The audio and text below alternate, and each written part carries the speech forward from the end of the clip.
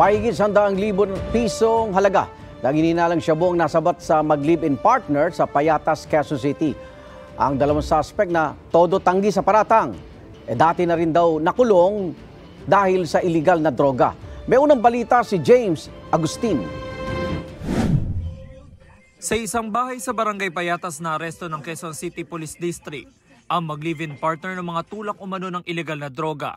Iginasang drug bypass operation matapos daw makatanggap ng tipang pulisya mula sa concerned citizen.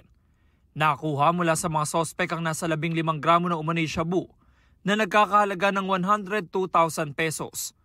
Ayon sa pulisya, kayang magbagsak ng dalawa ng aabot sa 50 gramo ng droga kada linggo. Itong mga suspect natin ay nakulong na, no? Nahuli na rin ito noong 2021, yung si alias Itoy, at itong si alias Pane, nahuli noong 2019, 2023, at nakapag-bail ito, no? Last October 2023. Pabalik-balik na lang, no? Nakakapag-probation, nakakapag-bail. So balik sila sa dati nilang gawain sa pag-bibenta ng illegal na droga. Inaalam pa raw ng pulisya ang source ng droga. Itinanggi naman ng dalawa ng mga tulak sila. May nakuha ba droga, sir? Wala po, sir.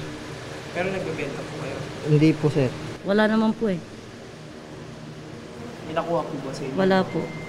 Marap ang mga sospek sa reklamong paglabag sa Comprehensive Dangerous Drugs Act.